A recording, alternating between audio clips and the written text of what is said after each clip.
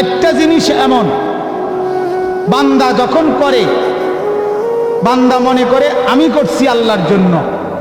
কোরআনে আল্লাহ বলছেন, বান্দা এই চারটি তুমি আমার জন্য করার আগে আমি তোমার জন্য করি। এক নাম্বার আল্লাহর মহব্বত। বান্দা যখন আল্লাহকে ভালোবাসে, আল্লাহ বলেন তার আগে আমি তোমাকে ভালোবাসি। ইউহিব্বুহুম ওয়া ইউহিব্বুনা। ইউহিব্বুহুম, আল্লাহ বলেন তিনি তাদেরকে ভালোবাসেন আর তারা আল্লাহকে ভালোবাসে। এজন্য আগে আল্লাহ ভালোবাসে, এরপরে বান্দা ভালোবাসে। দুই নাম্বার সন্তুষ্টি। বান্দা যখন আল্লাহর উপরে রাজি হয়, আল্লাহ তাআলা বলেন এর আগে আমি তোমার উপরে রাজি হই। রাদিয়াল্লাহু আনহুম ওয়া রাদু আনহু। আল্লাহ বলেন আল্লাহ তাদের উপরে সন্তুষ্ট হয়েছেন এবং তারা আল্লাহর উপরে সন্তুষ্ট হয়েছে। তাহলে আগে কে? আল্লাহ, এরপরে কে? বান্দা। বুঝেন নাই? হ্যাঁ। তিন নাম্বার জিকির। বান্দা যখন আল্লাহকে ডাকে, আল্লাহ বলে বান্দা তার আগে আমি তোমাকে ডাকি। ওয়ালা যিকরুল্লাহি আকবার। এই আয়াতের এটা একটা তাফসীর যে আমার স্মরণ তোমাকে হয়, তোমার স্মরণ আমাকে হয়। তুমি ডাকলে আমাকে আর আমি ডাকলে তোমাকে। আল্লাহ বলেন তোমারটার চাইতে আমারটা বড় হয়। চার নাম্বার তওবা। বান্দা যখন আল্লাহর কাছে গুনাহ মাফের জন্য হাত তোলে, রব্বুল আলামিন মাফ করার জন্য তার আগেই হাত বাড়ায়। ইন্নাল্লাহা ইয়াবসুতু ইয়াদাহু বিল-লাইলি। এ ভাই গুঞ্জায়, তাই জিজ্ঞান কেন গুঞ্জায়? জি না, সদর বদন নাই। আমি একটু বেজাইলা মানুষ, ওই নিয়ম কানুনের ওয়াজ জানি কম। আমি শহরের কোনো বক্তা না ভাইয়া, গ্রামের মানুষ, গ্রামে থাকি, যেন আমি নিয়ম কানুন বুঝি কম। খুব শুদ্ধ বলা, খুব স্মার্ট বলা, খুব গুছিয়ে বলা, একেবারে কোট কাট জামা টামা খুব একটা ডিজাইনেবল বলা আমি এটা পারি না। এবং কেউরে ছাড়া দিতে আমি রাজি। সোজা কথা, জওয়ান হোক বুড়া হোক, আমার কথা পরিষ্কার। আমি ঘুমতে পারতাম না।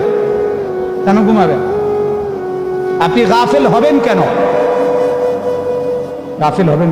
আমার মসজিদে জুমার দিন কোন বুড়া মুরব্বী রোজ উড়ায় না, এর কলজা শুদ্ধ কাঁপে, ঘুমাইব অসম্ভব। তো আমি সারাক্ষণ নজর রাখি, যতক্ষণ কথা বলি সবার দিকে নজর রাখি। এটা আমার ফিকির।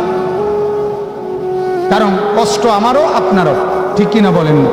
এই ইন্তেজাম আমাদের সবার কল্যাণের জন্য, ঠিক কিনা? এই জন্য ঘুমাই আমি। আল্লাহ তাআলা আমাদেরকে বুঝার তৌফিক দান করুন। তো আল্লাহ তাআলা, আল্লাহ রাসূল সাল্লাল্লাহু আলাইহি ওয়াসাল্লাম বলেন নিশ্চয়ই আল্লাহ তাআলা রাত্রিবেলা হাত বাড়িয়ে দেয়। ইয়াবসুতু ইয়াদাহু, হাত বাড়িয়ে দেয় আল্লাহ লিয়াতুবা মুসিআন নাহার। সারাদিন যারা গুনাহ করেছে আল্লাহ তাআলা হাত বাড়ায় দিছে, বান্দা আসো রাত্রিতে আমার কাছে মাফ চাও, দিনের গুনাহ মাফ করে দেব।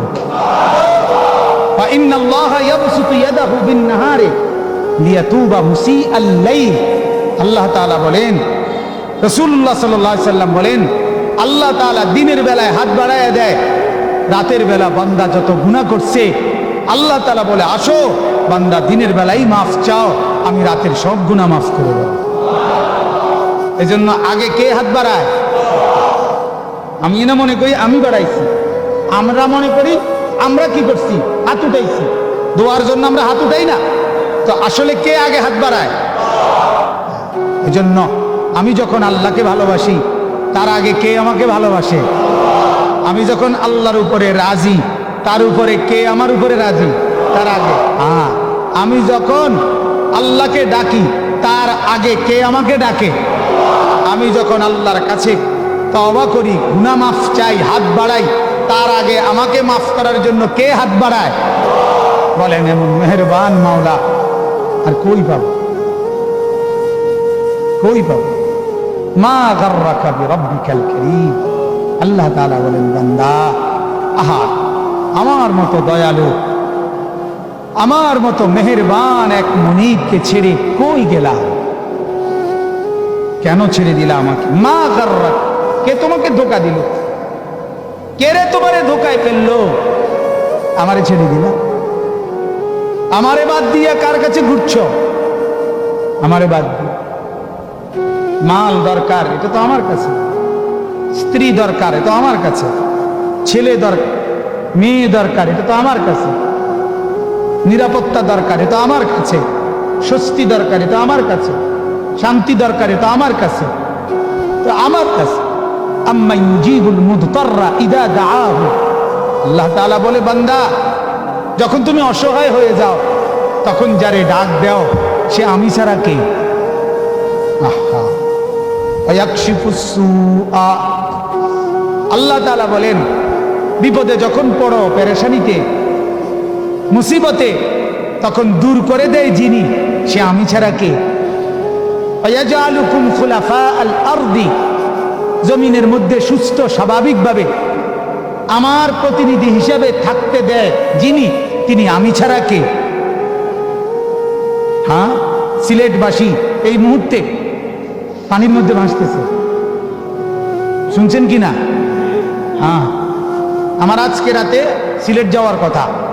আগামীকাল আমি এবং আমার শায়েখ আরিফ বিল্লাহ হাকিমুন নফস আল্লামা মুফতি মুশতাকুন নবী কাসেমি, আমাদের উভয়েরই সিলেট মাহফিল। আগামী মাহফিল হবে না, বারবার দোয়া করছি আমরা। গত কয়দিন আগেও, গত সর্বোচ্চ 15 দিন আগে আমরা আমাদের কুমিল্লা ক্যান্টনমেন্ট এলাকা থেকে প্রায় 10 জন আলেম, ওনাদের ওইখানে প্রায় 1,73,000 টাকা বন্যার্থ এই সিলেটে দিয়ে আসছিলাম সামান্য সহযোগিতা। ওনারা আবার ফোন দিয়ে জানাইলো এখন তার চাইতেও বেশি ভয়ঙ্কর অবস্থা, পানি আগের চাইতেও 1 হাত উপরে উঠে গেছে। বিদ্যুতের সংযোগ, বিদ্যুতের পাওয়ার স্টেশন বন্ধ করে দিতে হচ্ছে। সিলেট বিমানবন্দর ফ্লাইট উঠানামা বন্ধ হয়ে গেছে। রব্বুল আলামিন 1 সেকেন্ডের জন্য, আল্লাহ তাআলা 1 ঘন্টার জন্য সুস্থতা, স্বাভাবিকতা, স্বস্তি, নিরাপত্তা যদি সরাইয়া দেয়, কসম খোদার কারো ক্ষমতা নাই স্বাভাবিকতা ফিরায় আনে।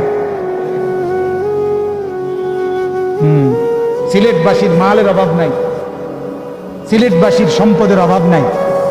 সারা বাংলাদেশের সবগুলো সুন্দর বিল্ডিং যা সিলেটের 1 উপজেলায় আছে তার চাইতে বেশি। ভবন, বিল্ডিং, দালান সব লন্ডনই, অত্যাধুনিক বাড়ি।